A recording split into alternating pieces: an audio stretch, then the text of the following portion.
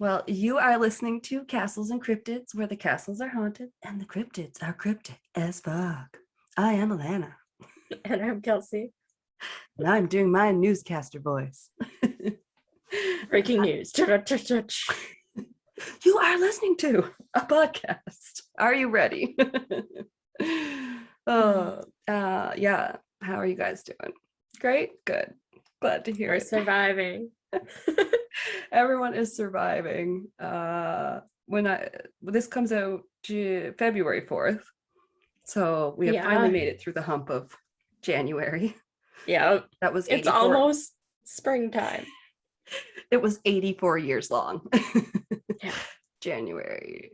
My friend today was like, oh, where did January go? And I was like, I felt every minute of it.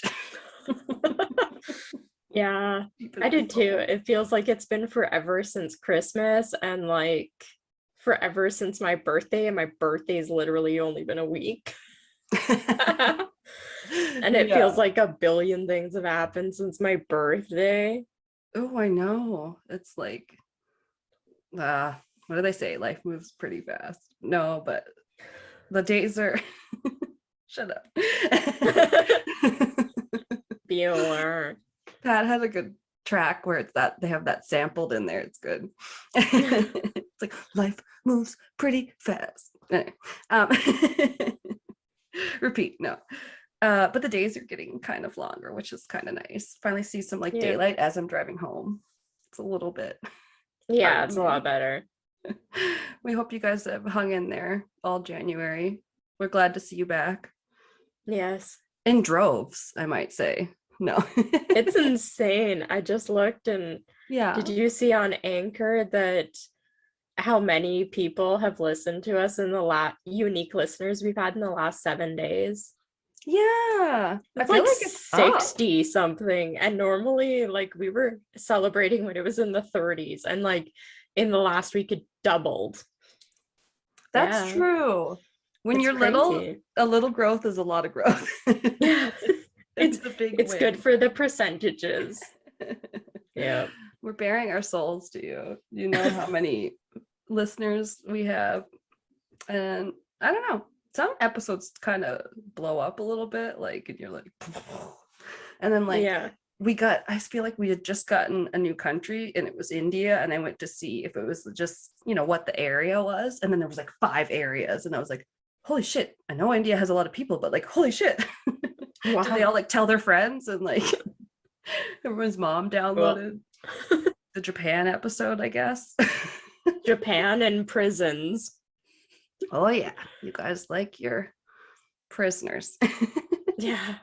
Well, there's prisoners in the Japan episode too, because I talked about the disgusting atrocities of the special unit that the Japanese had, Unit 731, where they kept torturing people to see how much like pain they could withstand and stuff.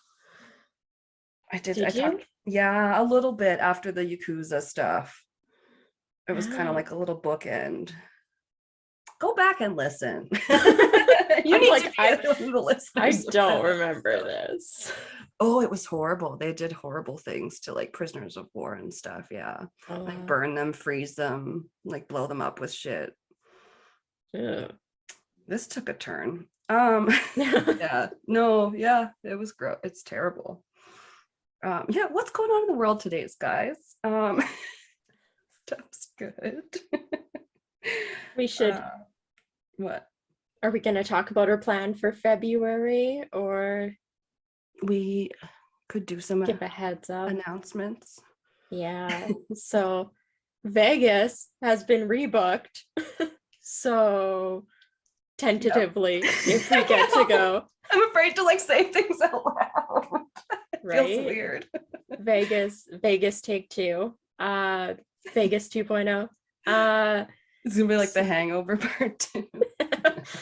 Except part 1 like didn't happen. It was us like sitting in our homes being sad. Me looking at my light up Vegas pin on my fridge. Ding ding. I have the tiny little like desktop Vegas sign that I got when I was in travel.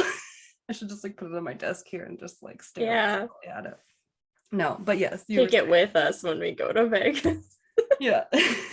Take a picture with it in front of the sign because we got to take the freaking touristy picture in front of the sign. See, when I went with my family, we didn't take a picture in front of the sign because it was a month after like the shooting that happened. And the Hollywood, or not Hollywood, wow. The Las Vegas, like welcome to Las Vegas sign had a whole bunch of like flowers and memorial stuff put up and like people's pictures. And we didn't want to take pictures with that. No, that it would be So very yeah. tasteless looking. A lot of people on our tour bus when we were driving back to the hotels did stop and take pictures. Nobody in my family did. They're like, get me from the knees up. I don't want to see these flowers at the bottom. Right? Yeah. We didn't want to have pictures of that or really look at it or anything like that because you could feel it still like everywhere. And even the tour guides and staff were like, we really, really thank you for coming and tell people it's really safe here and stuff like that doesn't happen. It was really sad. Oh, yeah, they don't usually have to do that. They don't usually have to beg people in Vegas. Yeah. Oh. So yeah, it'd be nice to get to take a cool picture of us in front of the sign. Yes. Whether we have to ironically put our masks on our face when we're outside taking a picture in front of the sign. Oh, we got here during the pandemic. Yeah, right. Fuck you, COVID. Yeah. Just take a picture of us giving the double bird. Oh, I from my hotel room when we stayed, I could see Trump Tower, like the nice. Trump Hotel. So I took a picture of me flipping it off from my hotel room. And I'm sure it's either on Facebook or in my camera roll somewhere of me giving the finger to a huge Trump Tower. Nice. Yeah. Oh, we should do the high roller at night. It's the London Eye thing. I wanted to do that. Yeah.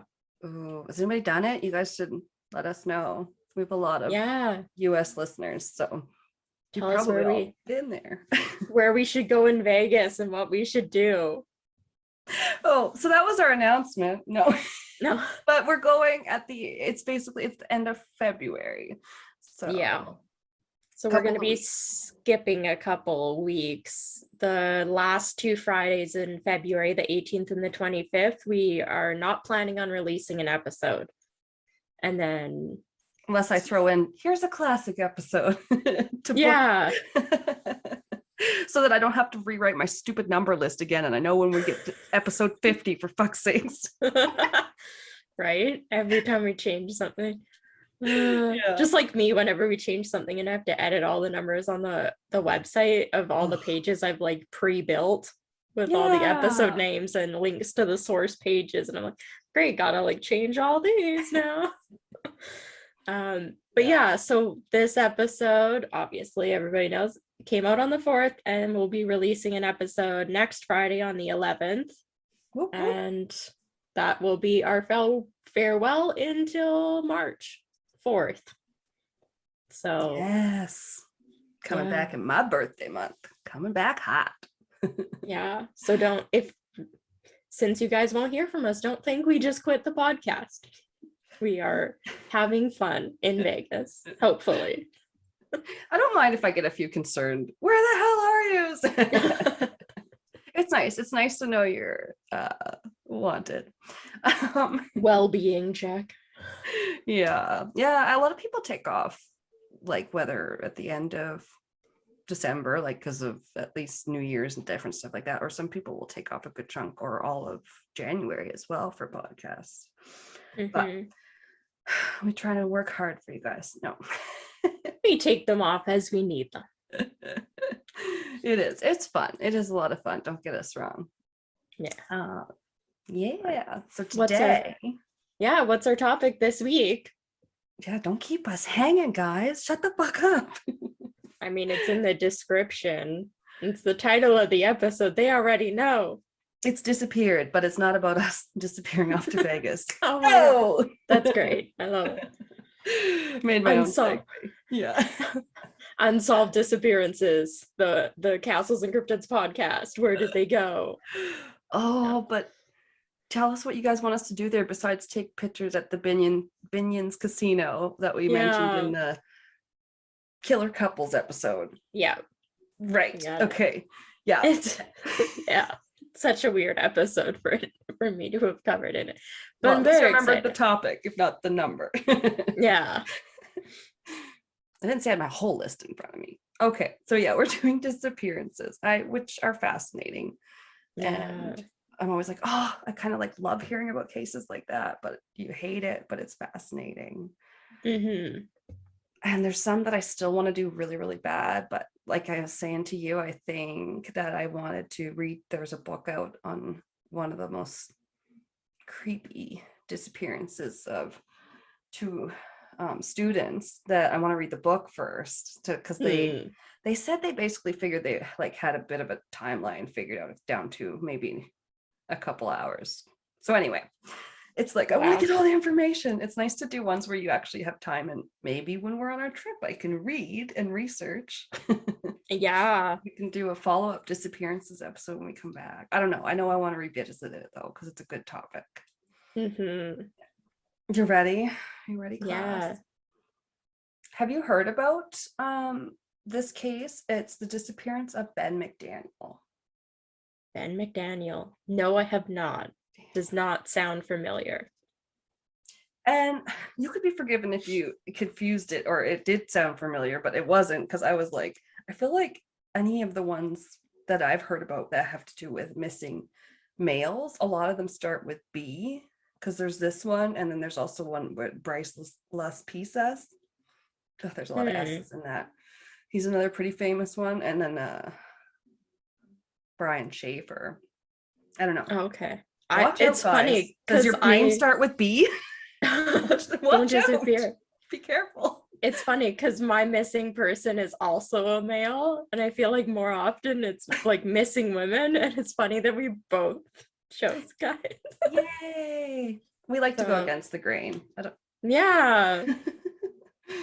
Yeah, and there's so many. Yeah, we've already done some like missing children type ones when we did abducted, so I stayed away from that too.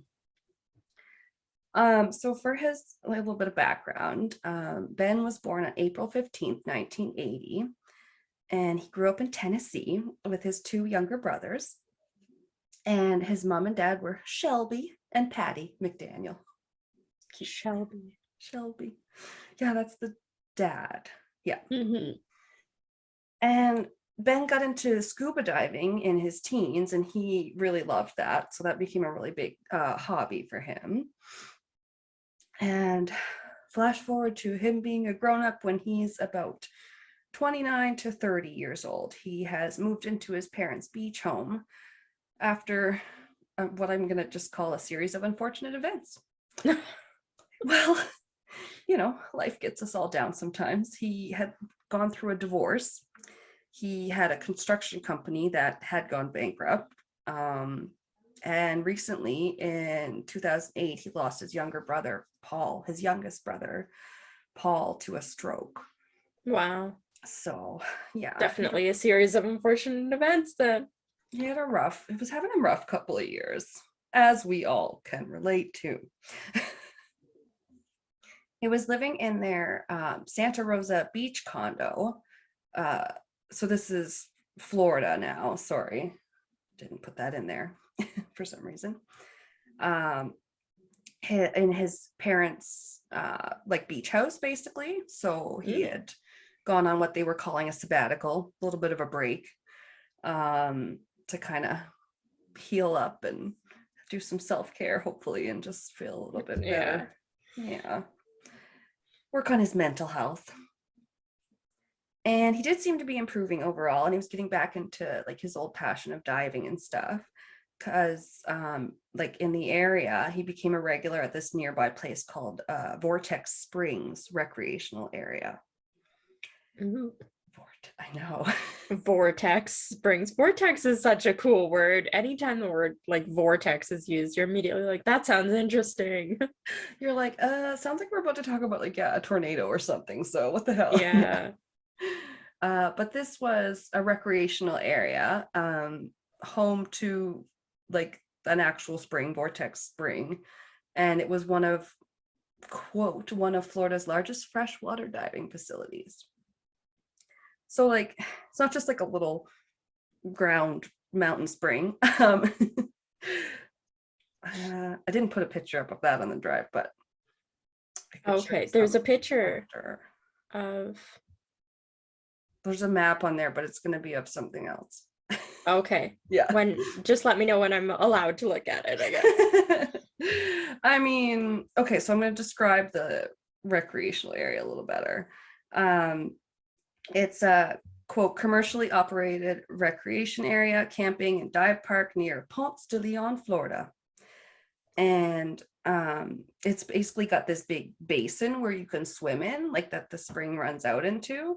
So it's got a big swimming area, beach, and then like it's so deep that you can do a lot of diving there too. The average like depth is like 61 meters. Wow. I don't know why I don't have the feet. I'll have feet later. I'll have feet Yeah, later. it's deep. Lots of fish live there.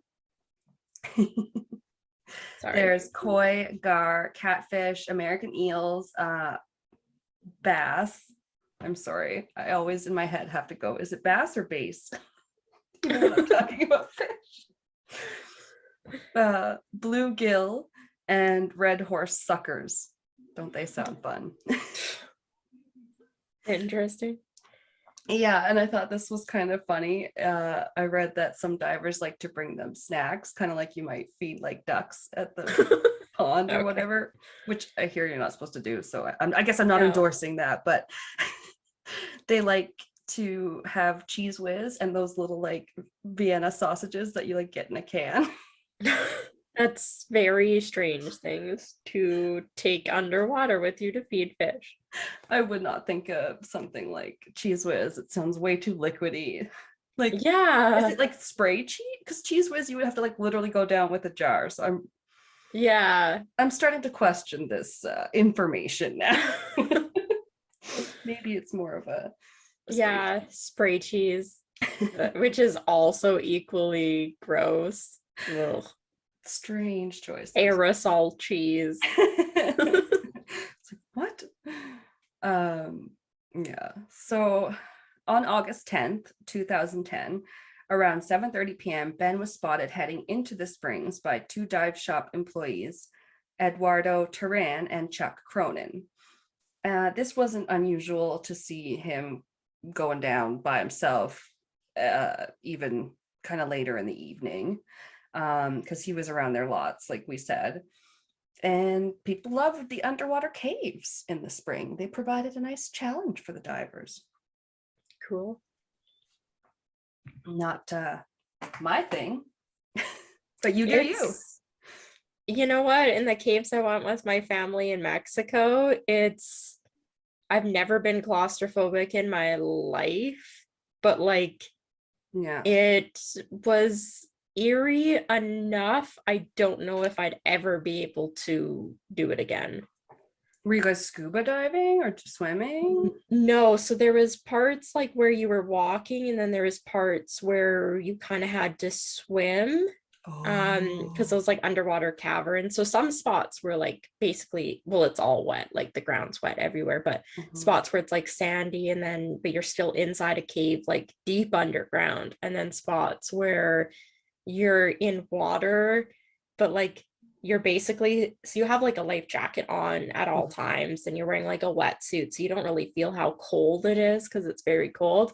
And then you have like a camera or a helmet on with like, I think it had a light on it and stuff, so your hands could always be free, but you weren't really allowed to touch stuff because the oils on your fingers could like destroy the ecosystem and stuff. So there was a spot where we were literally swimming, and you're basically floating on your back, and like the cave wall, like the roof of the cave was like probably 5 inches from your face, and you're like swimming for probably a minute with like just this cave wall like this in front of your face, and like you can't see anything, and you're just swimming like this. And yeah, it started to bug me, and I was like, okay, like, it was bad. Like, that sounds very uncomfortable.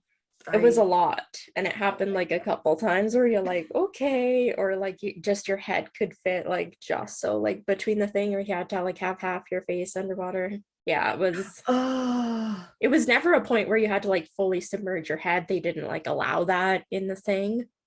But right. Because then you probably would have had to have a certification yeah, as well, but kind it of get was to. it was Yeah. pretty intense. It's not the cave like that we went to. It was open to the public to go into, and they shut it down shortly after because researchers hadn't actually even been in there Oh yet to like shit. study the ecosystem. Yeah. So it's shut down now. It's on like private property. So the guy like wanted to open it up to tourism and make a bunch of money before the government was like, we want to study it.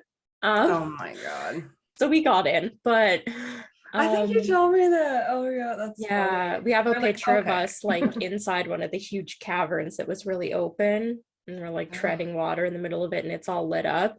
And they told us that the people that like take you on the tour, because there's like groups of like 7 or 8 of you for like one tour guide essentially, that that person, in order to be like finish their training to be the tour guide, they have to, without a light and without the track lighting, basically navigate the entire thing start to finish without light to be able to like properly be allowed to like give the tours at the place.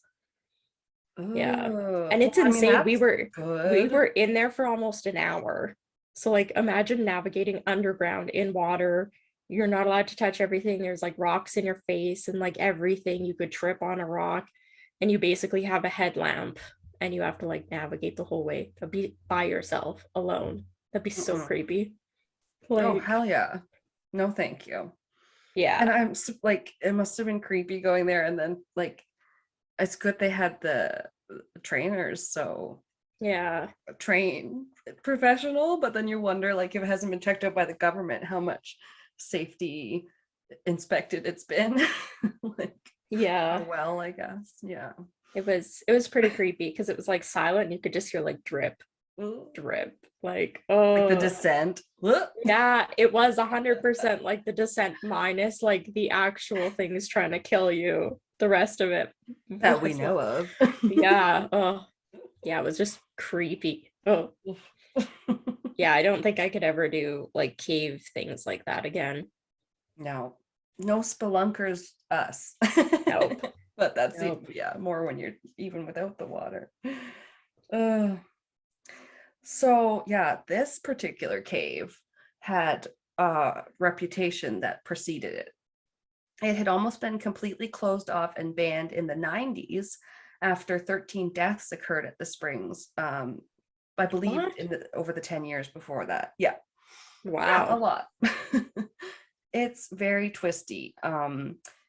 I think I have a little bit more on it later, but like there's really in-depth descriptions of the cave. Oh, and you can look at the cave picture now if you Okay. want, because it shows, and you'll need to see as we go Ooh. along how far in it goes for a cave. It Um, looks, yeah. And yeah, then so from what I'm seeing, you go like all the way in and then you have to use the same entrance to get out, right? yeah, yeah. One Yeah. way in, one way out. Ooh. Yeah. Oh That's yeah. scary. So, so they, instead of getting it condemned or whatever you call a cave being shut down, they made safety precautions. So that was good. They placed a warning sign at the mouth of the cave. These ones you can Google. I Googled it, and it gives they're quite grim. Look, he's got a picture of the Grim Reaper on it and stuff. But they put that at the beginning, but they didn't just do that. That was just at the mouth of the cave. Um, then they placed a locked gate about 300 feet into the mouth of the cave. So they Oh, wanted to okay. keep, yeah, they only let certified divers into there. The only people that had a key to it was the dive shop people. Which, I mean, assuming the people drawn on this little picture you sent me are like to scale, it looks like you could barely swim in any of the spots. Oh Like, yeah. oh my God. Yeah. Like the whole way down, you're basically like might as well be in a water slide. Yeah, Like, it's very, very difficult and dangerous in there. And because yeah, there's no place to like turn around, and places you have to go through with like, you know, some places I read you had to like take your tank off and put it ahead of you sometimes to Oh my fit God. through. Like you can Why? read, Why would anybody do this? I know, if you want to read some disgustingly claustrophobic descriptions of it, Oh, there was actually a really um long detailed description on a Reddit series someone is doing in like 4 parts. So he actually did quite a detailed description. But I'm not gonna go scary. I into don't it like too it. much. Oh, Oh, we're just getting into it. no. Let's dive into no. I'm staring at this picture going, why is this not like locked off and absolutely nobody's allowed in it? Because this Well, looks like so dangerous. foreshadowing. So the Yeah. mouth of the cave is about 18 meters or 58 feet down. So that's where they have the little sign with the Grim Reaper that says, "Stop, prevent your death, go no further." Oh, And okay. then a bunch of my dog's scraping. And then it has a bunch of like little blurbs about like better divers than you, like 300 divers have dived down here and been lost, or I don't know, it just goes on. It's like basically like stay Jeez. the fuck out. So yeah, I didn't write it all down, but it was like, it's basically like, you know, it should be enough to deter anyone. Yeah. um and then further in from that, then you have the locked gate. So only dive shop employees at the Vortex Springs dive shop had the key to the gate, like I said, and they only gave it out to certified cave divers, or they were only supposed to. So Ben was not a certified cave diver. No. Ugh. Just, I can see where this is going. Sources said that the dive shop employee Eduardo recognized Ben and unlocked it for him. So he said that he saw him try to pick the gate lock already. He was already tampering. Ben was tampering with the gate lock, trying to get in it when they saw him go down there at like 7:30 at night when they were leaving for the night. Okay. Can they see like the gate? Like, do they have like a camera or something by it? How do they They know were people? coming out. They Okay. like, he's a dive shop employee that's actually he's a commercial technical diver hired by the springs to vacuum out sand and silt from the cave so it stays Oh, passable. So okay. most of his job is in the water, and then they like often went Okay. for their own dive at the end of the day anyway, like for fun. I was just picturing him being in like the shop and I'm like, how do they know he's fucking with the gate? Sorry. 18 meters underwater. Like, Sorry. okay. Because my mind puts these facts and I try to put it in a logical order, but then it doesn't always come out Yeah. that way. I'm like, these notes made sense to me because I heard it all and Yeah. read it all. Sorry. So it's good to ask questions.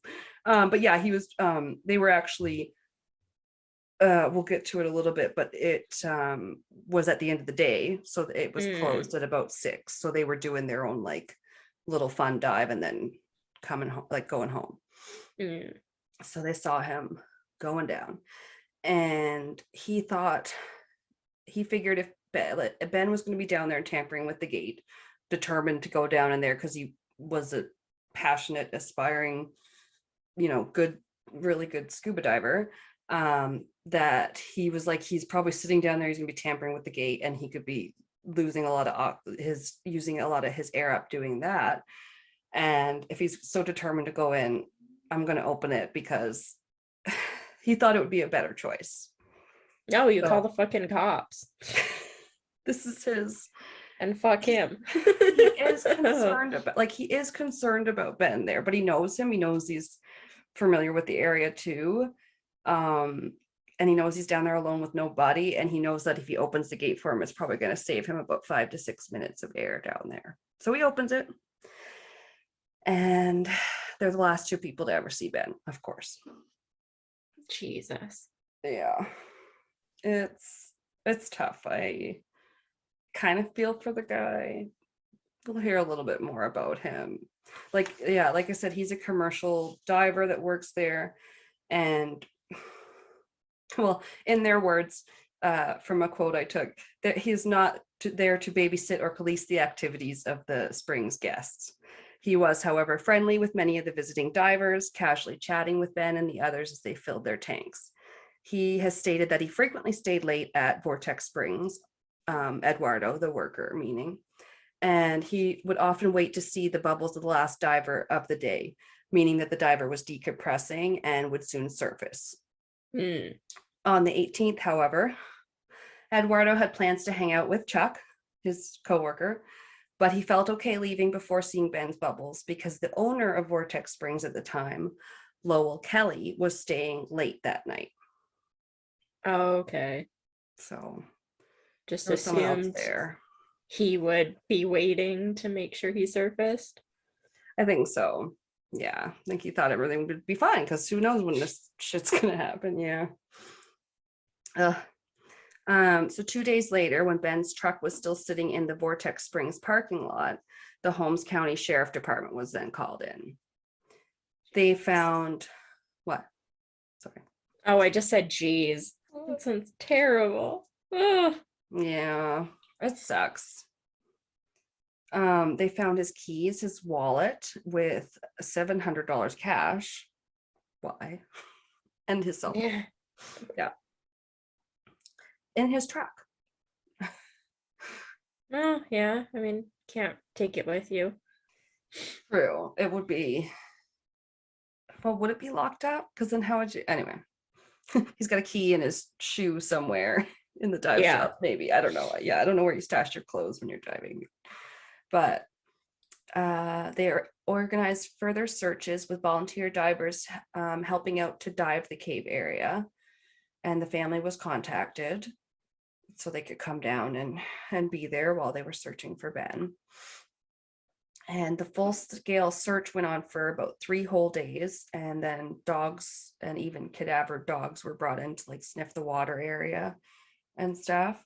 But it said they like alerted, but they didn't like find a trail or anything. You know what I mean?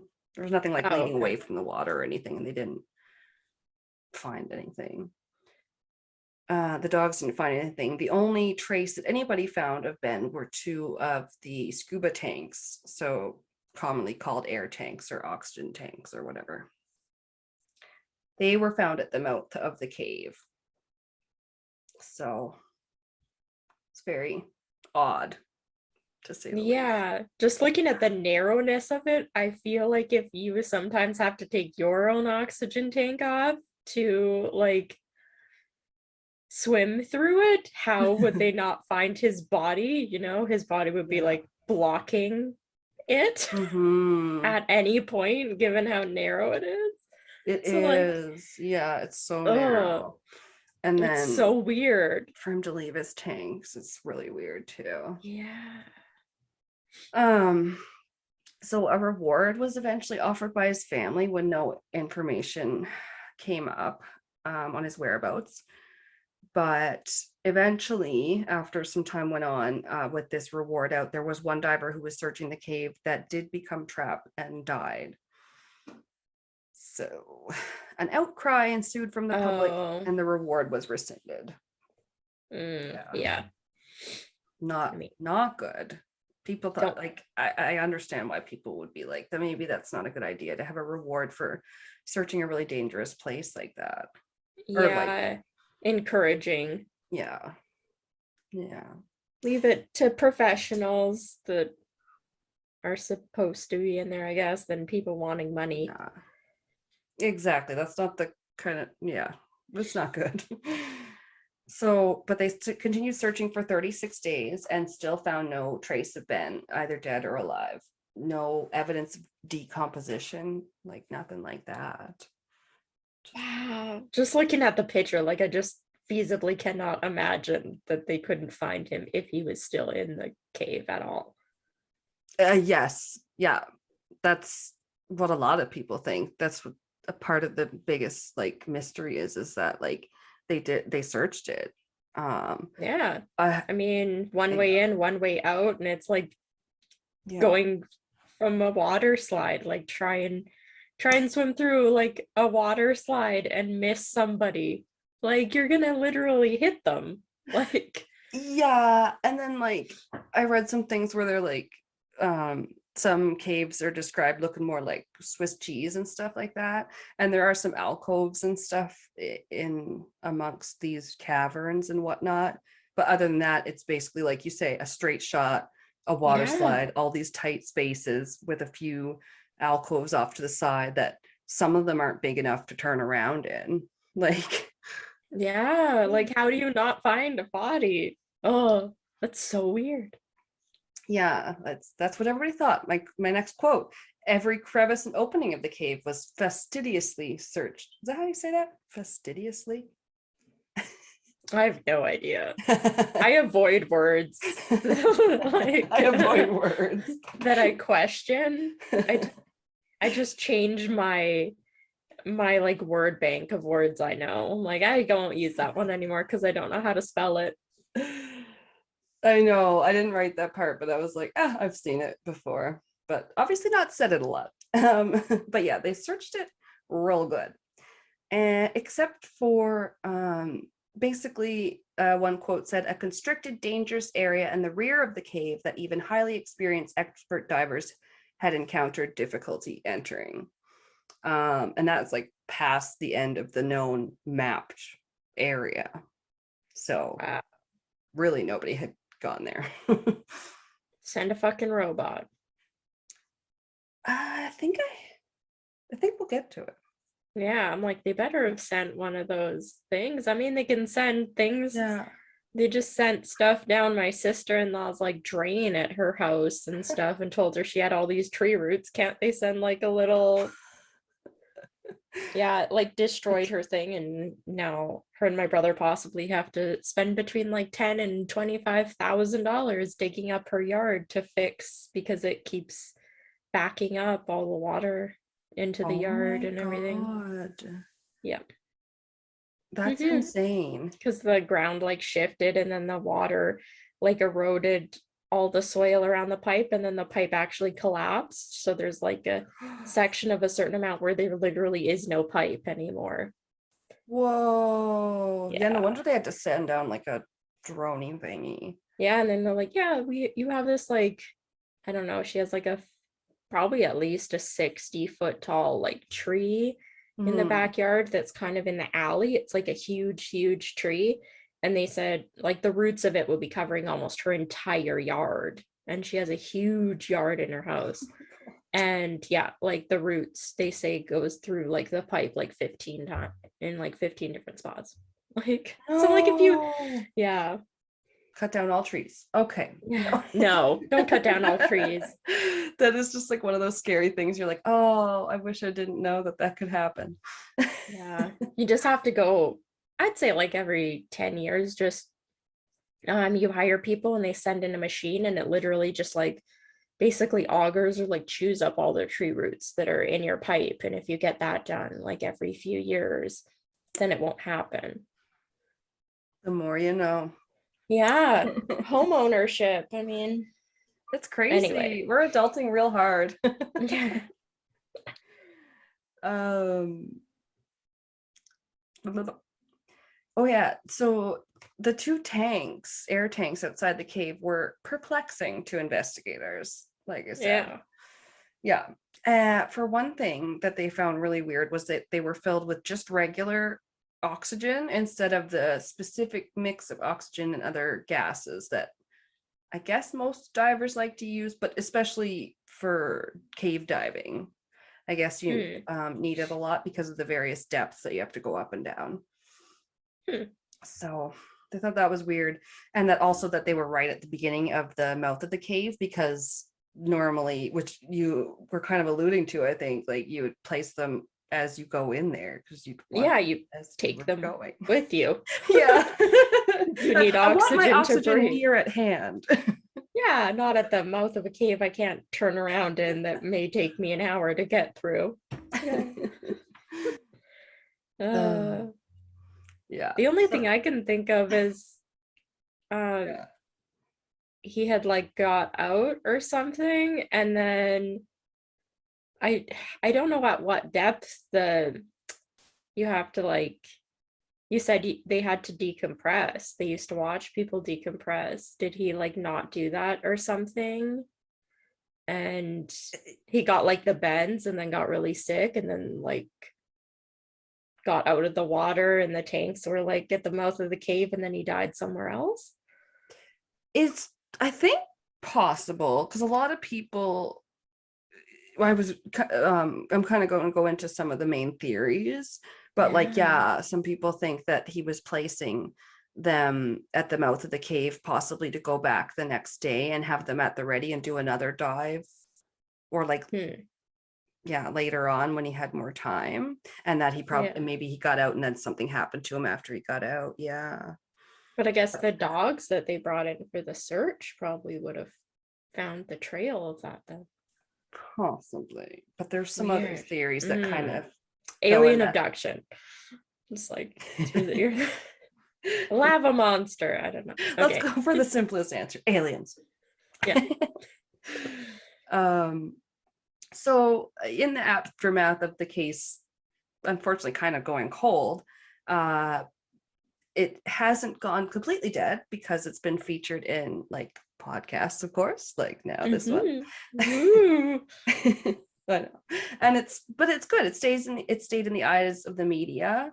And there was I guess she was actually a really good diver, Jill Heinarth, and she made several documentaries about the case. And she was initially trying to bring the parents some closure because she believed she could demonstrate how dangerous the cave was and help them conclude that he must have met some sort of accidental death in there and that they just hadn't been able to find his body yet. Because like, I might have this later a little bit, but like there's the theory or the possibility that when people like panic and start to lose air, they could thrash around and get wedged in places. So I don't know if that's why she thought that, but she thought it was, once she started digging into it more though, she pored over McDaniel's dive log books and noticed that he had made it to the far point of the cave, like the farthest point that had been mapped out. All down that tiny little area. Worst nightmare. I literally just got a shiver down my spine. Like just Oh, I could have uploaded videos to go with my case too. If you go like the Reddit write-up, he did a good job. Shout out Reddit guy. He had like links to different videos. He's like, blah blah blah, mouth cave. And if you want to see a video of someone going into that mouth cave, click here. And I'm like, I don't know. Thanks. Yeah. Welcome to my nightmare. Yeah. I'm literally probably going to sleep immediately after we record this, and I'm just gonna have nightmares about me dying in Vortex Spring for like the next couple of nights. Oh God. For me, I wonder if it'd be more like because I hate the underwater Mario levels, because then you get under there with no air and it's like beep beep beep beep. You're dying, you're dying. That's the thing. I mean, yeah. Crazy. So Jill Heiner thought that maybe he could have gotten to the end of the cave. She thought it was actually possible once she had done all these documentaries. So she went out there to try and prove the parents wrong that he was in there, but she couldn't. So some think also that maybe he was in the cave and that his body was swept out to sea. But I don't understand that. Like I said, and you can see there that the actual openings of the cave and stuff are one in, one out. And then the spring is a cold freshwater spring that's, it doesn't look like it's directly attached to the ocean, like spills out or feeds into the ocean. Do you know what I mean? Like stuff feeds into it, but it doesn't feed into anything. Stuff goes, and then water from it goes into the ground, and then apparently it connects up with the aquifer and other shit that I don't know much about. But I don't think a body could get through. I don't understand that. Osmosis. His body like osmosis through the sediment into the ocean. Wow. I mean, the thing is, he couldn't have anyway, skeletonized. Oh, that's great. An expert diver was actually called in named Ed Sorensen. He was known for going where others couldn't dive. So yeah, Ed Sorensen, he was an expert diver, logged at least 2,500 dives. So, Wow. yeah. He actually owned a dive shop about an hour away from Vortex Springs, but was away in the Bahamas and had to come back when he got his wife's text about the missing diver. Mm. So yeah, it describes, I found a nice quote that described him going in there that, yeah, really paints a picture. Sorensen suited up on Monday. To save air, he used an underwater scooter to quickly maneuver through the tunnel. Sorensen abandoned the scooter, doing motions. Sorensen abandoned the scooter when the cave narrowed and worked his way deeper through tiny passages, like shimmying under a car underwater. Oh, no. Hard no. Couldn't 100%. pay me enough. No. At tight restrictions, belly on the floor and back to the limestone ceiling, Sorensen had to turn his head sideways to squeeze through. That's what I thought of when you were talking about having to put your head kind of like out of the water. It's like, oh. About 1,700 feet into the dive, 200 feet past the end of the map, Sorensen saw marks on the limestone where another recovery diver had been earlier. He inched ahead another 20 feet. If Ben McDaniel, who was larger than Sorensen, had come this far, there would be signs. There would be marks on the limestone where his helmet or tanks scraped the cave ceiling. There would be marks in the clay bottom because McDaniel would have shed his tanks and swum with one extended in front of his head. There would be extra tanks left behind for the journey out. If Ben were dead, there would be signs from nature, increased activity from aquatic scavengers. What Ed Sorensen saw was nothing. No limestone scrapes, no clay impressions, no feeding fish or eels, no Ben McDaniel. Wow. So that makes sense. Yeah. Like, it doesn't seem, I don't know. It doesn't seem like he could have got to the end because they would have seen marks. Yeah. But then the other diver thought, well, it's a possibility he got there before. I don't know. There is a third theory. I don't know. But another theory is murder or foul play. So this ties into he might have gotten out or something. Yeah. It actually points to the dive shop owner, Lowell Kelly, as the possible perpetrator. So apparently Kelly was awaiting trial at the time of Ben's disappearance. Not for anything to do with Ben that I could tell. It was related to an ex-employee or the alleged kidnapping and beating of a temporary employee for which he pleaded no contest and received a fine and probation, end quote. Oh, he sounds like a great human. So he's clearly capable of some crazy shit because he drove the ex-employee to the woods, accused him of stealing money, and then beat him with a baseball bat. The employee was able to escape and moved his family away in fear. So I don't know why he would want Ben dead, but. Because Ben was fucking with the gate to the cave, and then one of the people opened it up, and if anything had happened, it would have ruined the reputation. But I guess this happened anyway, and it probably fucked his reputation anyway. Yeah, that comes up on the Reddit comments and stuff for sure. And then some people were wondering if the insurance on that would have mattered if he would have been if shown to be tampering with the gate. So some people think maybe his body was retrieved out of there. It seems like it because he's nowhere to be found. I know. How would you? That's like disappearing inside of a fucking swimming pool. How do you disappear inside of a swimming pool? I like that because sometimes I think about this case and I'm like, well, no, it clearly must be like this, but then it's like, well, no, it can't be, and we don't know. And yeah, it just blows my mind that if he was in here, they wouldn't be able to find him.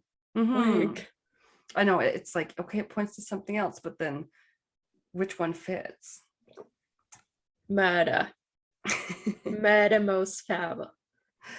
Yeah, I don't know. one article said that a man showed up drunk and wanted to go diving and asked if it was too late, and the owner said yeah or whatever.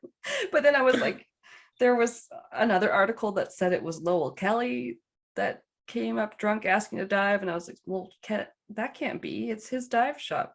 I don't know what to believe with some of these. There was some conflicting information in a few articles, Yeah, we'll say. I had that a lot in mine. And it's like, usually you can kind of weed out something that's, you're like, that's in one Facebook post article. No, but that's in one Yeah. article or whatever. And you're like, it's probably that person's slant. But the owner, Lowell Kelly, died within 2 years of Ben's disappearance in the bathtub. So some people actually believe his death was suspicious. I did not go all the way down the Reddit thread. Did he disappear? Is he also a missing person inside his own bathtub? It was some sort of trauma to the head, but he could have maybe slipped, but maybe some people think he didn't. I don't know. You can slip getting out of the bathtub. I mean, right? It was not long after Ben disappeared, but still. The family has done everything they possibly could, except for diving into the cave themselves, which we wouldn't recommend. And the cash reward, they did that and rescinded it once it got too dangerous. They hired a private investigator that believes that Ben was likely murdered elsewhere or his body was removed. Yeah. That's what he thinks. And they did pay for a drone to search the cave. I was just going to ask, robots, send in the robots. It could get only so far. Yeah, it's a whole thing. So, oh yeah, no, I just had a bit about what you already said, that maybe he was dead and they removed him afterwards. And then another major theory that I have to mention. Why preface that? Let me try that again. Obviously, that made my opinion a little clearer, but the last major theory that some people have is that he may have staged his own death and disappeared on purpose. Yeah. So he did have the financial situation issues. So he had the business fail and he was in tax debt to the tune of about 50 grand, apparently. It's not great, but lots of us have debt. Yeah, and really in like the debt scheme of things, that isn't too bad. I mean, people could rack that up in credit card debt. Yeah. And his family does not subscribe to this theory at all. And personally, I have to say, no, I don't either. Especially after the younger brother's death, and that's why they believe it, because it hit the whole family so hard. And Ben had actually been the one to discover his brother Paul when he had the stroke. And he like attempted to revive him and stayed with him in the hospital and everything. So he was there for the whole thing. Yeah, I have that in my case too. It seems like a really tight-knit family, and people always like jump out and be like, oh yeah, the person faked their own death to get away from their family. And it's like, well, I mean, not everybody just does that. Like, right? It seems like a simple explanation that would. And what percentage of people fucking do that successfully? It's so few can actually get away with that. Like, yeah, I think so, especially these days. Yeah.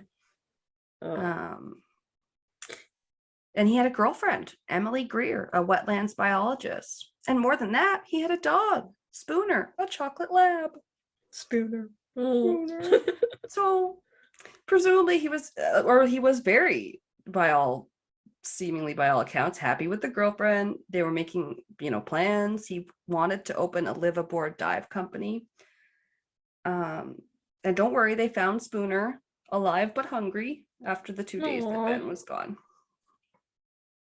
So, and then the little bit more detail I had was that people saw him go for 3 dives that day. The first was in the morning, one was in the early afternoon. Then there was quite a long break between the second and the third dive. So because he sat around testing his equipment, making notes in his dive log, some people speculate that he was killing time until maybe the area closed for the evening and people all went home. So they think that he might have been doing that on purpose, and that like some divers were allowed to stay later if they bought the right pass. So he was obviously staying behind because he stayed till like 7:30. But he called his mom like at 6:30 p.m. and left like a happy voicemail on a friend's phone. So he sounded like excited for his last dive and stuff. And that was the last thing before he passed the Chuck and Eduardo. But Chuck Cronin is convinced that Ben's not in the cave, but he still looks for him every Wednesday because he still works there. Yeah. That's terrible. I just feel bad for all the people like just continually putting themselves in like the danger of going through there. Yeah. At least he's like an employee and he has the connection. I don't think people are doing it for the reward or anything anymore, at least. So shouldn't be too many, if any. But the former girlfriend, Emily, she still works on the case. But yeah, so it's kind of sad because she's holding on to it too, working on the timeline and still investigating in her own way. Wow. So that is the sad case of Ben McDaniel. It's terrible. It's so, I thought mine was gonna be super mysterious, but I think you one-upped me. I freaking love a good mysterious disappearance case. They boggle my mind. I'm just sitting here staring at the cave, just going, nope, not possible. Like I literally just can't. No, but I can't do it. Like, sorry. Get this. One final thing was that I ran across that is interesting about bodies disappearing and being found. One diver's remains was found 17 years after he went missing in Lake Tahoe. So wow. Donald Christopher Whitaker, his body was pulled from the lake on July 27th, 2011 after disappearing on a dive on July 10th, 1994. Wow. Almost to the day. Yeah. That's creepy. Yeah. So it can happen. Was like a group of divers diving with special equipment, and they were exploring a granite cliff 270 feet below the surface when they found him. He was wedged in a crevice in the rock. And if he had slipped to the bottom, he probably would have never been found because Lake Tahoe is the second deepest in the USA, reaching down to 1,645 feet. 1,645 feet. 1,645 feet. Oh yeah, 16 and 45 feet. It was, the year was 16 score. I had the map printed out, and there's a website that had an overview of the area here. Yeah, it's weird. That one definitely, it's one of those ones that bugs me, but so weird. Oh, it's creepy. I don't like it.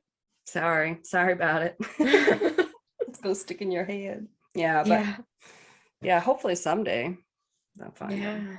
Always hold out hope. Or answers. Answers. Yeah. All right. We'll be back for more unsolved disappearances. All right. Welcome back. This one, I don't know, like fucked me up in the head because I just don't understand it. And it seems, there's a lot going on with it though. Okay. Yeah. A lot of moving parts. Yeah. So I am stretching out my legs. Yeah, get ready. Just like do some light stretches. I don't know. Settle in. Yeah. So this is the disappearance of Lars Mittank. Yeah. You did say it was a guy. Okay. Yeah. I don't think I've heard about him. I hadn't either, and I actually don't really remember how I stumbled across it. I just yeah, once I started reading about it, I just couldn't really like not cover it because Oh, it yeah, hooked ya. yeah, there's something weird going on, and yeah, Those are always the ones where you're like, okay, like there's strange happenings before or during or yeah, after. Yeah, something that just is off and it just makes you go, huh? yeah. Hmm. This one even like probably almost equals to me like the like just weirdness you feel about like the Elisa Lamb like disappearing at like Hotel Cecil and Oh, everything, yeah, that one like it bugs me and like too. dying and stuff. Like this is like that level of like what the fuck? Like it Ah, just oh, it's weird. cryptic stuff. Oh no, Yeah. my favorite. So Lars Mittank was born on February 9th, 1986. So it would have been his birthday, like just a few days after this episode airs. Oh, Yeah, happy birthday, Lars. yeah. Rest in. Hopefully you're out there somewhere. I Oh mean, shit. Yes. yeah. Or Yes. resting in peace, I guess. We don't know. Yeah, I jumped the gun. I don't know what's gonna happen, but we hope. Yeah. I'm sending So out good thoughts. yeah, he was born in Berlin, Germany. Oh. Yeah, and he was very described as very smart, even from a young age. And he actually completed advanced classes that were required for becoming an engineer. So he was really Oh. smart. He like finished his classes earlier than like the 4-year program, I think, would have dictated. And he Wow. also did like a specialization during that time, and he ended up getting a job as an operator at a power plant. Oh my God. He's like, he ticks all my boxes. Like a soft spot for German boys and then like engineers. And Yeah. is what's his last name? He's probably cute, right? Mittank, Mittank. Just A-N-K. Oh wow, that's a last careful, name. careful what you Google, Okay. because I saw his face. He's cute. yeah, I put it yeah, down. he's not bad. Um, I'm backing so away. yeah. Um, so he found his job as an operator of a power plant, and he was actually a very, very strong supporter of the, it's pronounced Werder or Werder, but it's spelled with a W. So it's like Right. Werder Bremen football, which there it's Ooh, actually for us like North Americans, it's soccer, but it's a right. football club, and he loved Verden that. football. Nice. Yeah, Werder Bremen football club, and Fancy. he loved this team. I think it was like a semi-local team, but they weren't actually known as like being a winning team.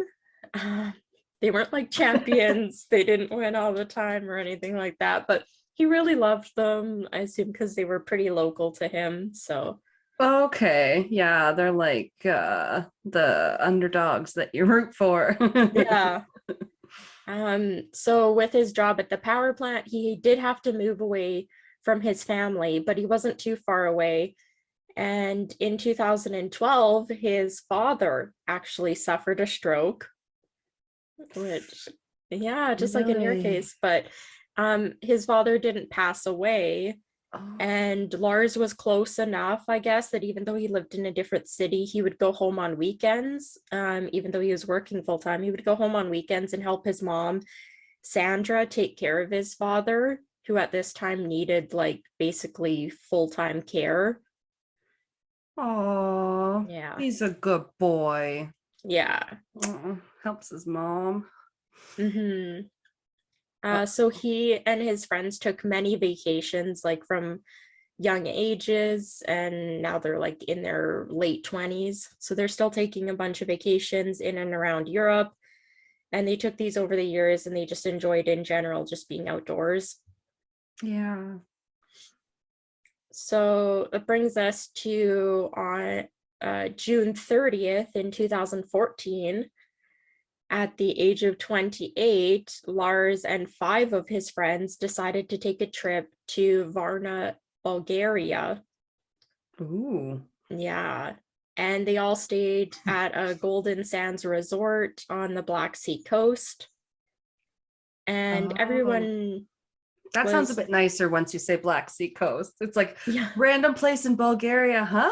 Not even yeah, like the capital, or not Sofia. no Like, idea. it's like, what? Okay. Europeans are weird. No, Yeah. we love you guys.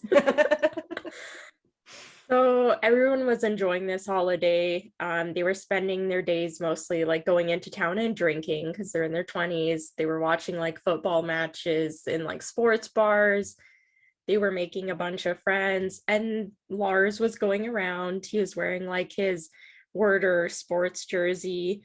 And he was passing out flags for different football teams. I don't know if it was Werder that they were passing out or if it was a different team, but they had some conflicts at the bar from other sports fans that did not agree with them about teams, and that will be coming back later. They were all fighting about sports ball. Yeah, about Oh, sports no. ball in the past. Well, yeah, Europeans get a little crazy over Yeah, their footy. yep, a lot. Yeah, so they're just hanging out at the resort, going into town, drinking at bars, and Lars was hoping to use this vacation as a way to get away from like his busy life, juggling the very demanding job he had at the power plant, helping his family care for his dad who needed full-time care, as well as his girlfriend. Right. He's got a lot on Yeah. the go. Wow. But he was very happy, like, and it's nice he could take this vacation. So Lars, as I said, was vocal about his love for the Werder Bremen football club during this trip. And he was actually, it led to him being involved in a fight on July 4th. So this would be, depending when they like arrived, day 4 or 5 of the trip. Okay. So they're in a bar and he gets into a fight with 4 men over which football club is better. Yeah. And He by himself gets into a fight with 4 other men. I mean, basically, I think at this point it's just a verbal fight. So they're probably just more of an argument, I'd say. but he's got his buddies with him, right? You said At this point, at okay. this moment. Yeah. So Lars left the bar a bit later with his friends and they were walking back to the resort, but all of his friends decided they wanted to go to McDonald's. And Lars decided he didn't want, yeah, right. Or he donaires. decided, I mean, like, are you gonna? Yeah, one of those places that has like pizza, donaires, and poutine, and you're like, yeah, oh yeah, hell yeah, late night munchies. yeah. So his friends are going to McDonald's. He decides he doesn't want to go to McDonald's. No, Yeah. always go to McDonald's. So it's said because he's like pretty health conscious, I think they said he probably didn't want to eat at McDonald's. You're already on a cheat night, guy. Yeah, you've been drinking like a fish. Just go to fucking McDonald's. Yeah, exactly. He's obviously not drunk enough to. Yeah, not drunk enough. That's it. Period.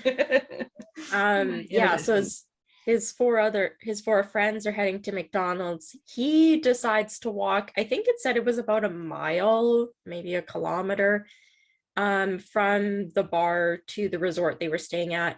So his friends go to McDonald's. He's on this walk by himself, and he's actually attacked and beaten while he's walking back.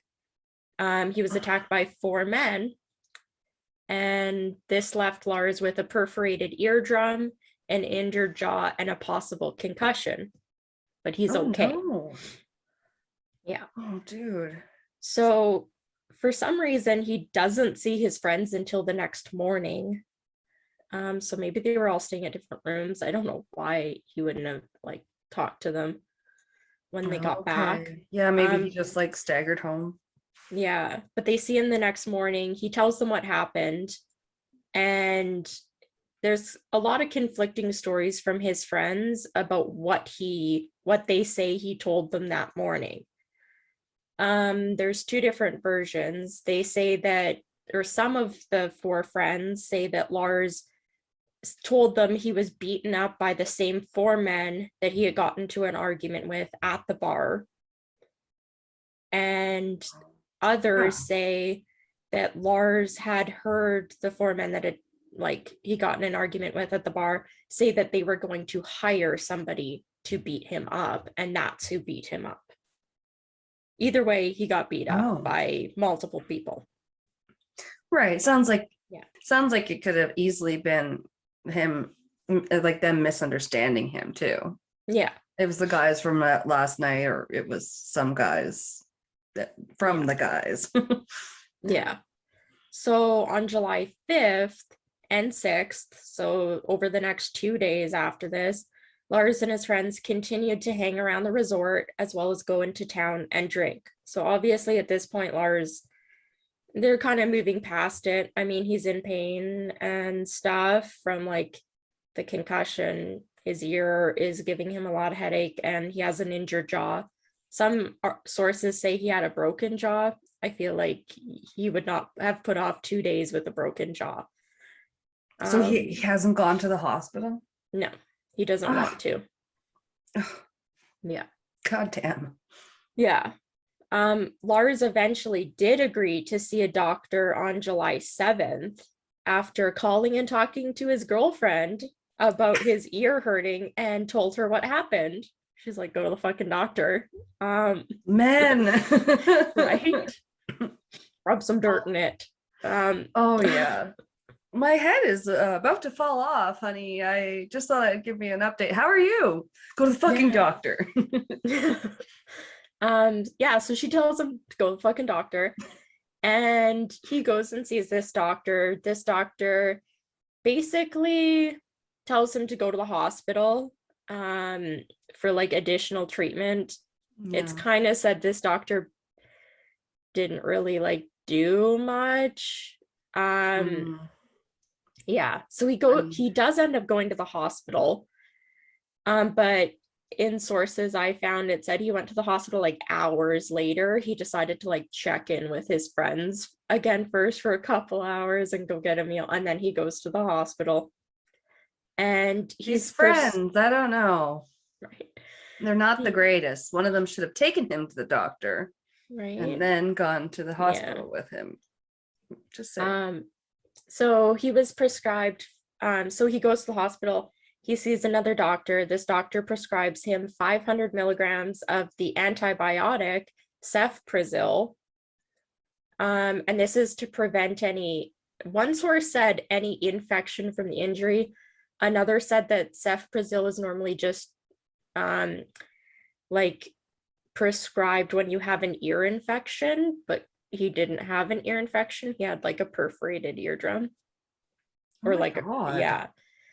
And then it's also some sources say that this doctor, other than prescribing this antibiotic, didn't treat his ear in any way, and that the doctor actually mocked him for being a tourist and not speaking Bulgarian. Get a fucking second opinion. God. Yeah. But this doctor did tell him that he was not allowed to fly home due to the eardrum problem, and that he had to stay back in Bulgaria while the rest of his friends headed home that very same day. So they're set to fly. What? Yeah, they're set to fly home that day. He finally goes to the hospital and they tell him he's not allowed to fly with a ruptured eardrum. And they just left him. Well, all of the friends did talk to Lars. They all, at least a couple of them, offered to stay, told him they wanted to stay with him. He declined. He told them all he wanted them to go. I mean, yeah. But you're leaving him in a foreign country. Yeah. Yeah. Yeah. Because it's like, you must be so far away from home. Yeah, you're like in a foreign country. It's like you say, but it's probably quite a short flight. So maybe they were thinking, we get to it later. You can even take a bus. So, I mean, it's not like he's on the other side of the world, but still. Yeah.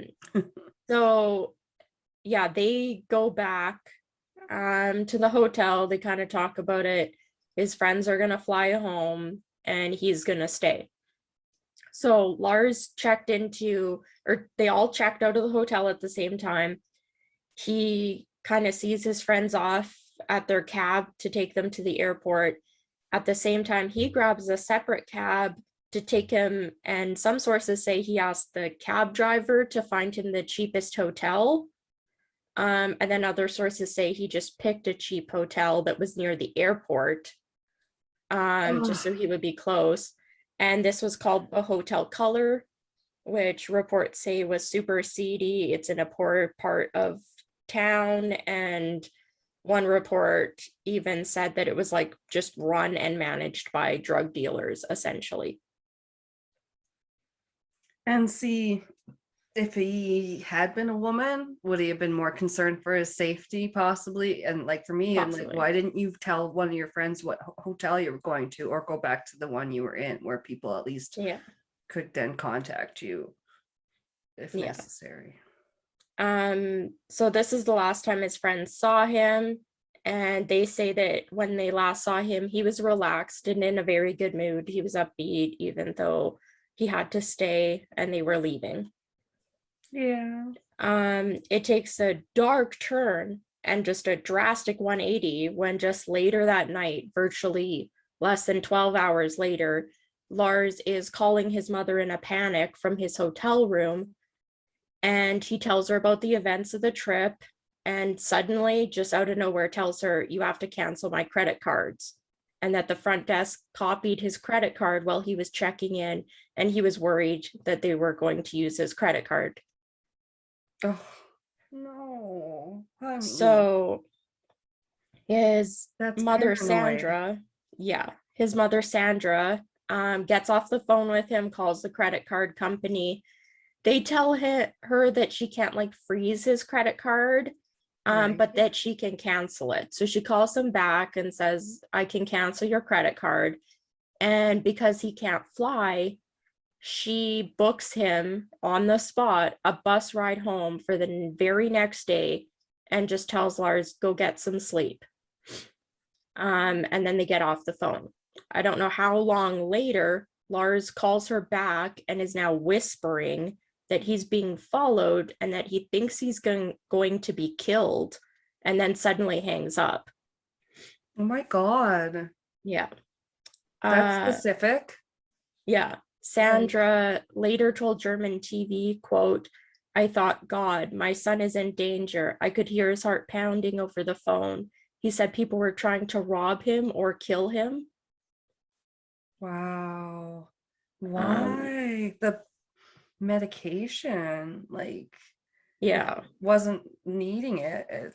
And he's got a concussion. I think that's a dangerous combination. Yeah. Yeah, there's a lot of things going on with this. So he hangs up that phone call. Then he suddenly texts her asking her about the medication he's on, but he spells the name wrong. And that he's he messages her this around 3 a.m. So they've been in communication for like about 5 hours between all these like messages and phone calls. Like medication name, is it like the brand name, like Ativan, or is it like mexophilipropylene or something? I think that's the brand name, because later on it says it's part of a specific strain of drugs that are used as antibiotics. Yeah. So I think this is a specific brand name of an antibiotic. Yeah, that would be a lot easier to spell if it's a medicine you use all the time. Yeah. And it's just the generic name, or so it's not the scientific Latin. No. Yeah. But he still spells it wrong. So yeah, he messages her this at 3 a.m. So Sandra is now even more worried for her son. She actually books Lars a new flight home.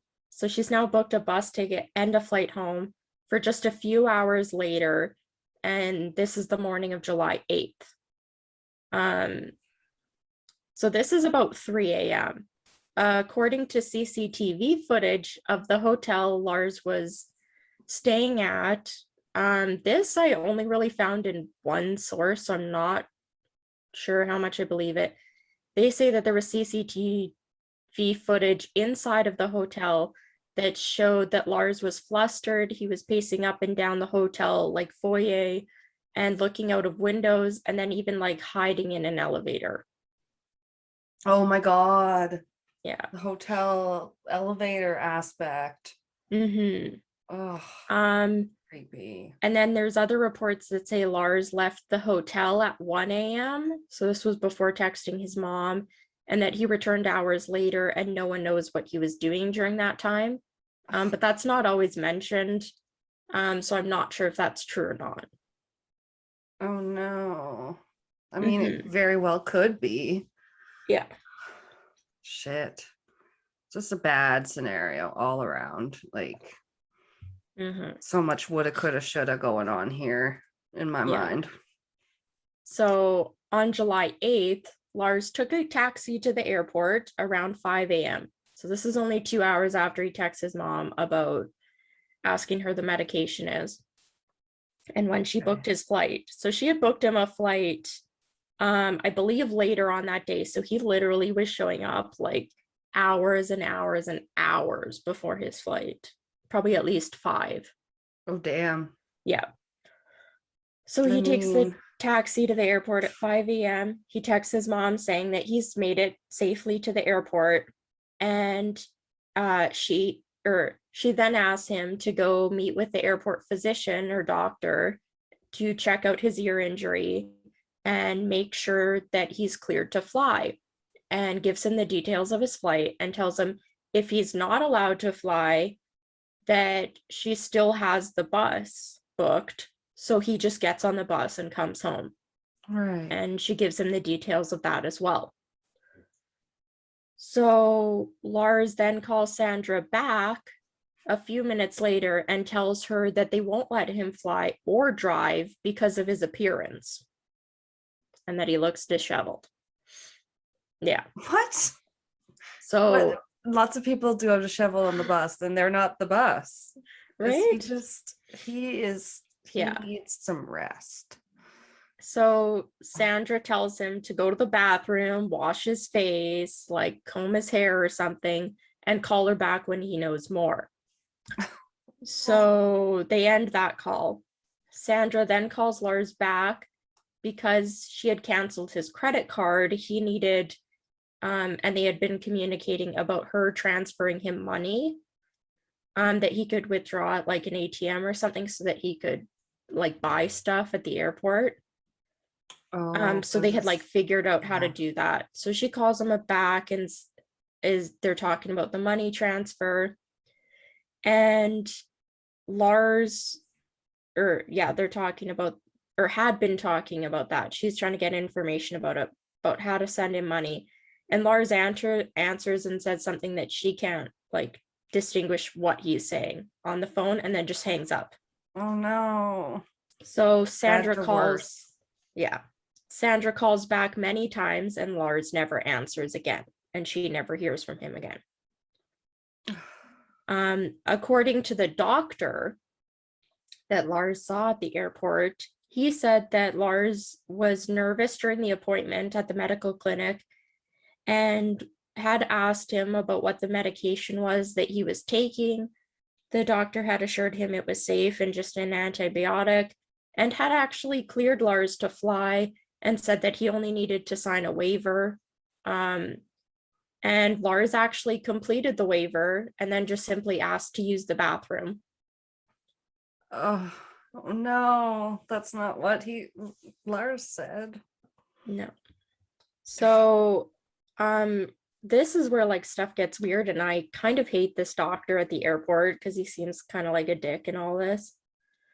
So the airport at the time was undergoing renovations, and during the checkup that Lars had with this doctor, it's reported that a construction worker entered the office for some reason and that Lars immediately became scared and possibly said, quote, "I don't want to die here. I have to get out of here," end quote, and got up and left the room, leaving behind all of his belongings, including his cell phone, passport, and wallet. So he just like booked it. However, Okay. Did the doctor see that? The doctor said this is what happened. Okay. But the doctor has changed their story 3 different times, saying first that an airport employee was the one that came into the room looking for Lars specifically, like asked if Lars was in the room. Lars saw that they were asking for him, and that's when he ran off. Which was pointed out by whatever I was watching, that's very unlikely because he checked in like literally at least 5 hours before his flight. So why would they be looking for him? Like, I mean, yeah, he had seen the doctor. Nobody had alerted the airport authorities. Yeah. Well, he's still, according to the doctor, he's still in the room when they come looking for him. Okay. Yeah. Huh. In the second story, when the doctor was talked to by police, he changed it to saying that it was the airport construction worker because the airport was undergoing renovations. And again, that Lars got scared and ran out of the room. And then suddenly his last story is that someone entered the room, but he didn't recognize them as either an employee of the airport or a construction worker. He has no idea who they were. They just randomly barged in to Lars's medical appointment that is somehow sounds stupid, right? And then started talking to Lars. Yeah. Yeah. It's like even like kind of, I watched like a YouTube video about this that was like 45 minutes long that was kind of a deep dive that I used to like round out my information. And they're like, what feasible like doctor's office would let a random person, even if they were doing construction work, enter a doctor's office when a patient's in the room? Yeah. You know? Why Yeah. all of the stories, the different stories too. Yeah. So CCTV footage shows Lars when he first entered the airport, and he's casually walking through. He's wearing a bright yellow shirt, and the footage shows him suddenly just like cuts to him full out running out of the airport. No. And security footage outside of the airport shows him running across the sidewalk, and then he's kind of walking, but like at a brisk pace. And then he's jumping a fence before disappearing into a field of, multiple sources say sunflowers, but you can't see them in the video. And it runs along the highway. And this is the last known sighting of Lars Mittank. And the footage has been viewed millions of times on YouTube, and he has been dubbed, quote, the most famous missing person on YouTube. Really? So that was actually the link I sent you, is the CCTV footage of him at the airport, if you want to watch it. Terrifying. I can't believe they didn't. It's like, yeah, bad doctor. You don't just check an eardrum and not also the concussion that came along with it. Yeah, the concussion's like never, well, it's possible concussion, but I mean, at one point they say he was kicked in the head. So like, right. What the hell? So it's like, maybe is it only his mom that's noticing that he's acting oddly? I don't know. And not the doctor. Like even the friends said Yeah. he was happy and everything, and he was fine for 2 days, and then they Right. literally leave him the morning of, and like 12 hours later, he's completely changed. Yeah. Yeah. Ugh, don't like that. No. Oh, okay. That's what you sent me. Oh. Yeah. Oh no. Oh. So it doesn't have any audio or anything with it, so you can just play it. And it has little captions. So it starts out, he's walking. He has like a duffel bag and a backpack. Oh, I had to put you in the background. Okay, it's loading. Oh, it's always creepy when you know it's the last. Yeah. Okay, so yeah, he is just walking with a bag, and then he's just walking like a normal person by the doors, and then he's running. He's like full on running. Yeah, that was like, like he just like sprinted all of a sudden. Yeah. Okay, but then He he kind of cut slowed out. down as he came out. Yeah. And then of course it gets farther and farther away because the camera's just at the airport, so you can't see anything but like random jogging. Ew, ew. No, something's wrong with that. Oh, where are you? Ooh, I don't like it. Yeah. Oh. So Sandra. Shut up. Hang on. No. Look at you two. I Do I know. want to know the secrets of recording a great podcast? Yeah, shutting up YouTube. Yeah. Sorry. So that's why I got like, I didn't even think about it until we were recording. I was like, ooh, darting out of elevators, weird footage, him acting strange, seeing, like possibly seeing things. Very Yeah. Elisa Lam. Yeah. And that one does, that one is Yeah. creepy to me. So that is freaking a Mhm. lot. As soon as I watched the footage, I was like, okay. When I saw him running, I was like, oh, weird. And then, like, he was put on a medication too, Yeah. which is a bit similar. Ugh. Mhm. Yeah. So his mother, Sandra, she's like obviously seen this footage, but she's also seen additional footage that has never been made public, that is from the airport, and it shows Lars outside of the airport, showing him darting around two police cars that were there. Okay. He is kind of ducking in and out. He's weaving in between vehicles. He's hiding behind them. He's hiding behind other objects, including, they said, like a pile of sand. So he's basically like trying to not be seen.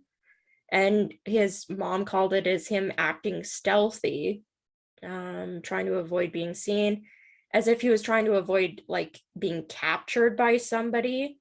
And because of this additional footage she's been shown, she believes that he was operating with some sort of plan that he had in his mind, and that he was in a stable frame of mind. I don't know if I really agree with that, because there's nothing happening in the video other than him running. I mean, nobody's in pursuit of him. He runs out of the airport at full speed, and nobody ever even really looks at him to be like, what was that about? Like, it's 5 a.m. Like, yeah, no one's paying him any attention. I mean, probably they're looking Yeah. around once he goes past them, but other Yeah. than that, they're just like, what the hell, guy? Yeah. So that brings us to our theories, basically. And they're kind of wild. So the belongings that he left behind, so his bags, his passport, wallet, everything, they failed to leave any like clues for his disappearance. And there have been many conspiracy theories about his disappearance over now almost almost 8 years he's been missing. And some believe he was actually a victim of human trafficking in Bulgaria. So as they said, like, he kind of disappears and there's a highway nearby, so he may have possibly been picked up by like a trucker or hitchhiked, and like gone somewhere voluntarily, and then possibly forced into human trafficking, because Bulgaria, I guess, in like one thing I came across, said that it's one of the primary sources of human trafficking in the European Union. Oh, so they don't think that has anything to do with those 4 guys, just like No, that it happened after he had whatever mental, Yeah, it could have been like totally random because he was like hitchhiking or something. People are often forced into slavery, adultery, even drug smuggling, and some people have their organs removed against their will. Wait, slavery, adultery? Yeah, I don't know why adultery is on there. I don't know. Cheat on your wife. I don't have a wife. We'll cheat on her anyway. Oh yeah. Yeah, that's such a weird thing. Another theory is that people believe Lars was suffering from paranoid schizophrenia, Yeah. And that's why he was questioning the pills and the 3 doctors he ended up seeing. Because again, he saw like the normal doctor, the doctor directed him to the hospital where he saw another doctor, and then he saw this doctor at a medical clinic at the airport. So he saw 3 doctors. Yeah, and they all, well, they kind They of almost all weren't, told him different things or gave him yeah, something different. they weren't super helpful. But they No. say paranoid schizophrenia, maybe why he questioned all 3 of them and was asking about the pills, as well as why he thought he was being followed or going to be killed. And they say that paranoid schizophrenia normally starts in the mid to late 20s, which would fit because Lars Right. was 28. Yeah. And that the kick in the head he received may have been like a trigger for it. And that it wouldn't have mattered if he had any history or even family history of mental illness because he had like a head injury. Right. Yeah, I would think that a head injury would have to play into it, or Yeah, can antibiotics mess with you?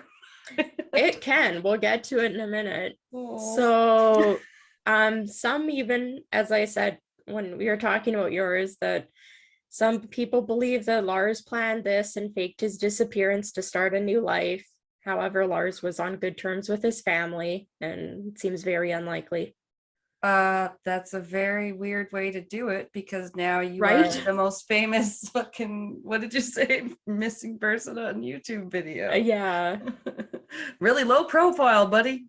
right? Wearing your bright yellow shirt. Yeah. And then people do believe that the antibiotics he was prescribed may have caused side effects.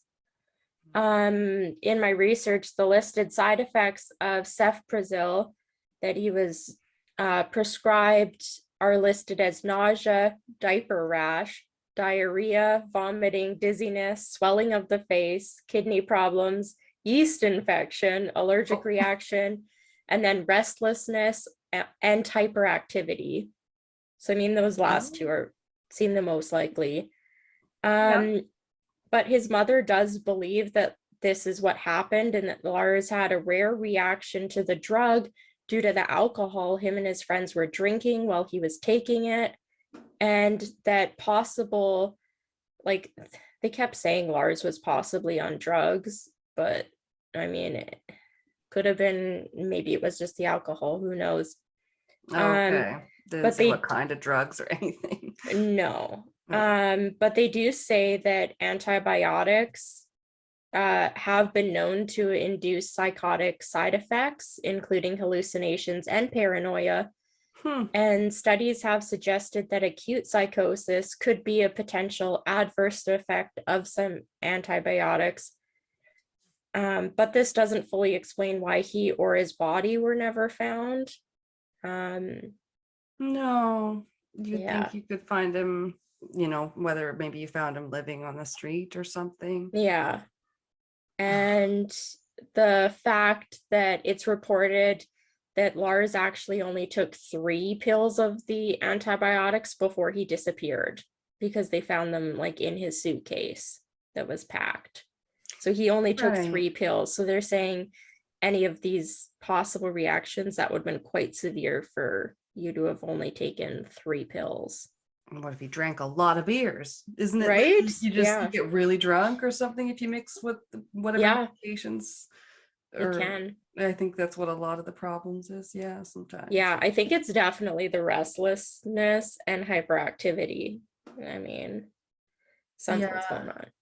Well, and then I didn't know it can cause in rare cases paranoia and stuff like that. Yeah, they said it's like the type of medication, like classification of antibiotic it is, it's actually like recognized as causing that. They just don't list it as possible reactions. but there's been studies that have like concluded that it has happened. So rare, yeah, just extremely rare. And that's what his mother believes. And then some people have just kind of really shitty things that they think that it's possible he was involved in drug transactions, and this is why he kept leaving his friends during the trip like not wanting to go to McDonald's, and one other time where he wanted to go out for dinner by himself. Yeah, how dare you?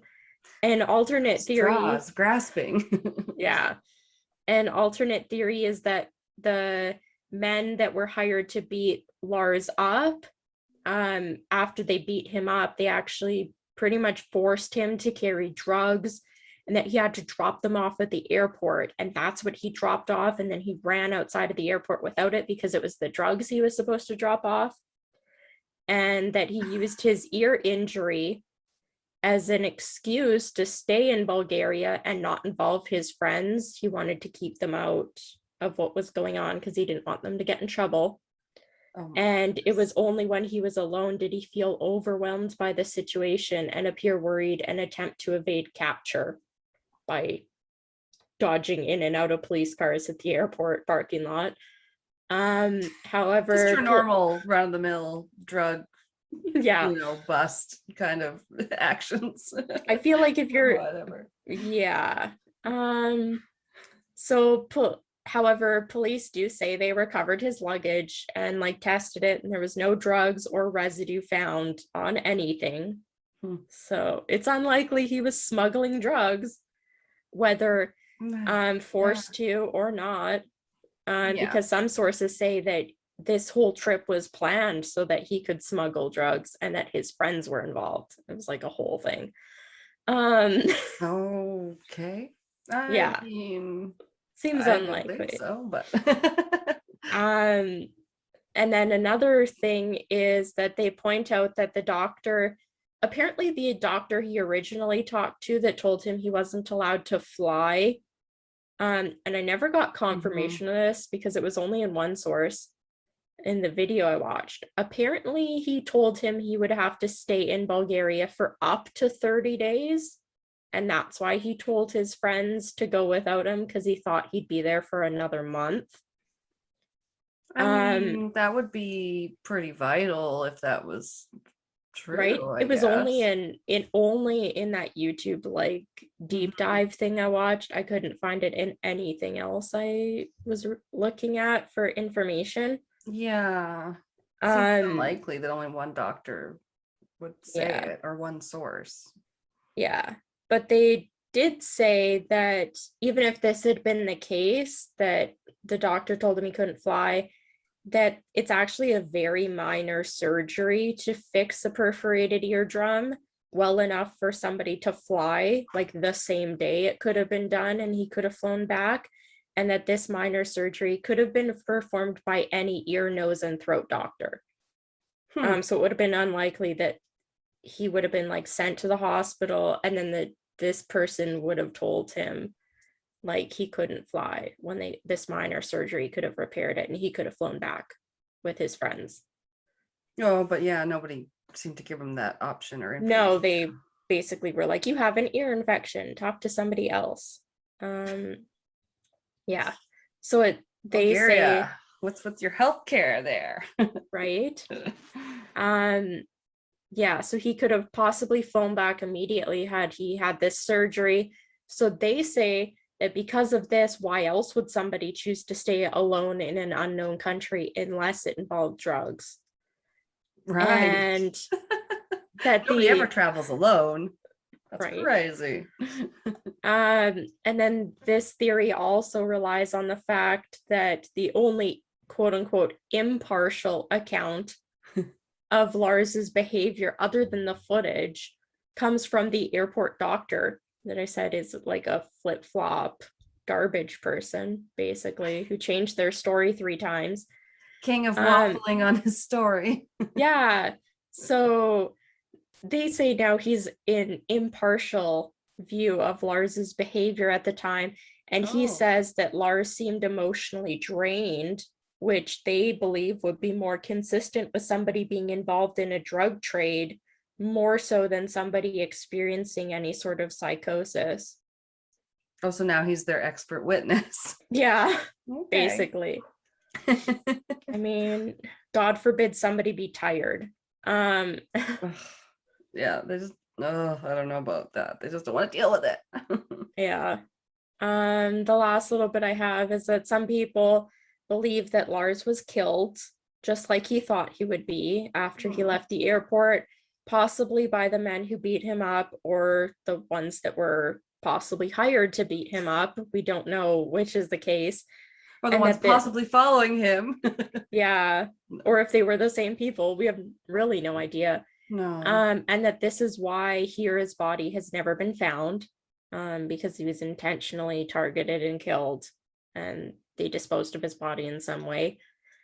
I didn't want to go into any of the unsuccessful sightings because there's a number of them.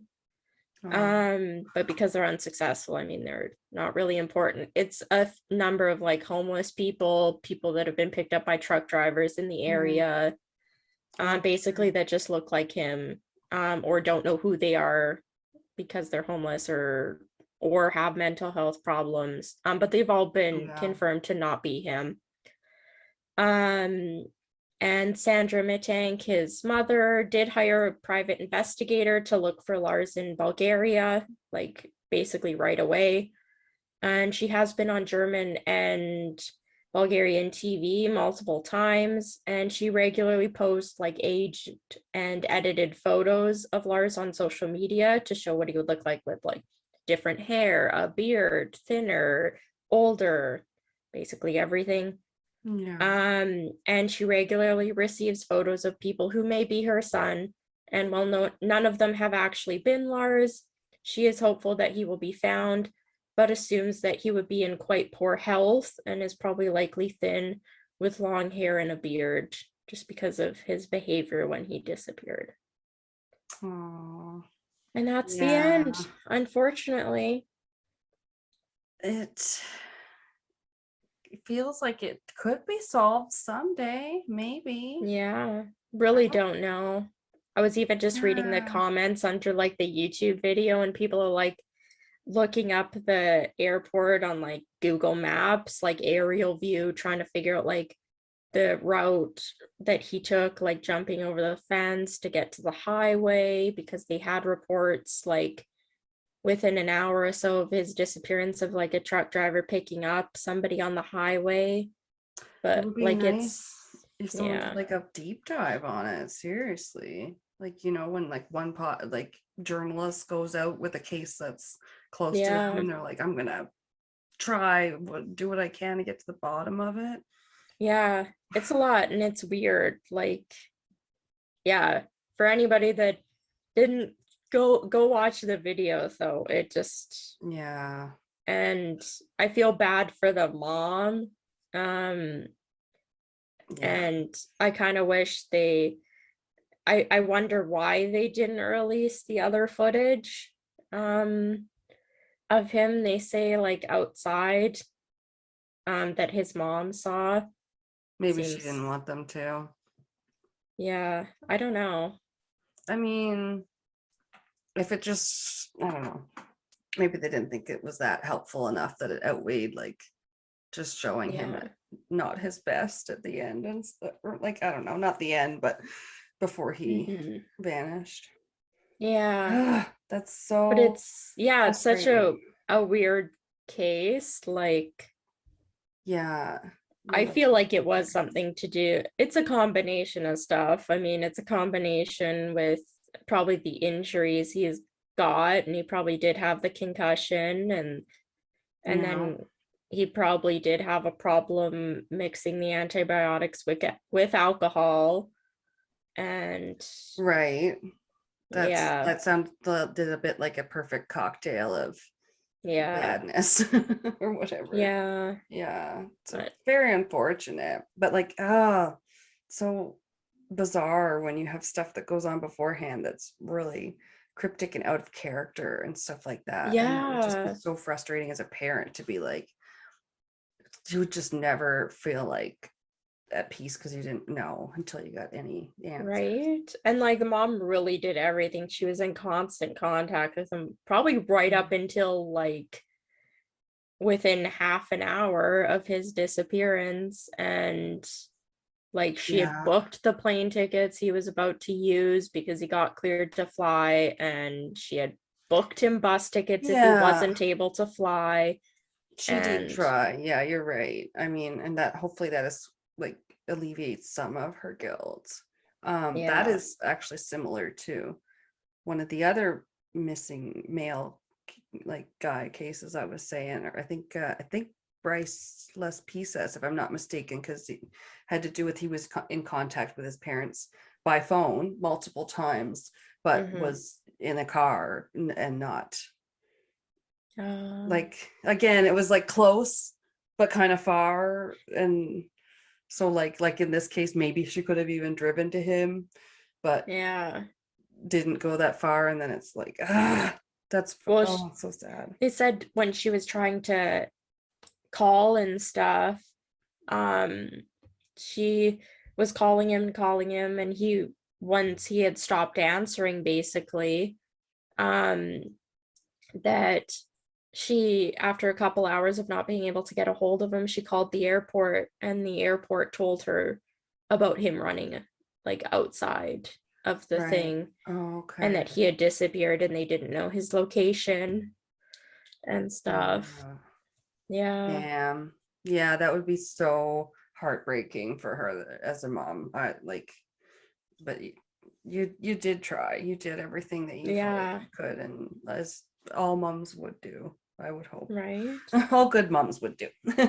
Yeah. There's Yeah. just, but oh, we picked two great cases. I have to say, they're both just so strange and bizarre. And Yeah. like, They drive me crazy. yeah, yours is gonna keep me up, because I'm just gonna be like, where is it? Where's his body? Where is he? Because Yeah, like, and to think that was even my first choice for I the know. case. I had heard it and covered well before, and I thought, oh yeah, I could do that. Yeah. This Yeah. one's been on a few podcasts, but none that I really recognized as like bigger names. So Yeah, halfway through when you said something about the eardrum and not being able to fly, it started to sound a tiny bit familiar, but again, no, didn't. I was like, yeah. what? What? Like, I was like, I don't know any of this. I don't remember any of Yeah. this. I went out of my way not to cover like Madeline McCann, because that Um, case could be like 18 hours long to cover and everything. It's such yeah, a crazy case. it's been But covered well on like Netflix and stuff. Yeah. yeah, Yeah. but that one Ain't no breaks my Netflix. heart. What? I said that one breaks my heart. Oh, yes. Children cases are pretty But rough there. that one, they have somebody in mind, and haven't looked up updates recently, but last I saw they Yeah. were likely to be charged with it. Oh, really? So yeah, he was living in a bus, I think, like not too far from the resort, and he had been on the resort like that day, including like his like cell phone had pinged like within an hour of her disappearance, of him being like basically on the same street, and that he had Oh, been like yeah. taking pictures of kids and stuff on the beach that day. Oh, And he was wow. like a registered pedophile and everything like that. So they think they have him. That could be good. Yeah. And but the bad news in all of that is they think she was basically killed within like either that same day or maybe the next day, not very long after, which is always the sad thing that happens. You always hope somebody's going to be found alive and okay. Yeah. Rather they didn't suffer very long though. Yeah. It's good in that way. That reminds me, I think I read some other true crime news in that. Didn't Robert Durst, the murderer, pass away? I think I read that. He had a Netflix show Man, made about him. doesn't sound Guys, confirm? familiar. Yeah, I think I so. can't I'll get remember. back to you. Yeah.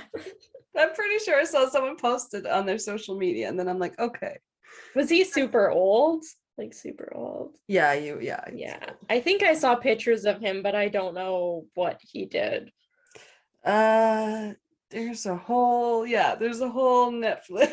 Oh, jeez. I know. We'll There's get a into Netflix for some everything. other time. Yeah. Well, Murdered some peeps. Yeah. yeah. But yeah, we hope you enjoyed. Someday we'll be on Netflix. No. Yeah. No. You never know. Um I don't think we'd be the first podcast they'd pick to have a Netflix series. I know. I guess it's not really a thing yet, is it? Comedy specials. So maybe if we get a live show going. Oh my god. All right. Well, we'll catch you next week, which is Crimes of Passion. Yeah. For Valentine's Day. Yay. Nothing more romantic than people murdering each other for love. From our heart to yours. Yeah. Our shriveled little hearts. Yeah. Oh. All right. Well, till next time. Stay cryptic. Thanks for listening. Bye.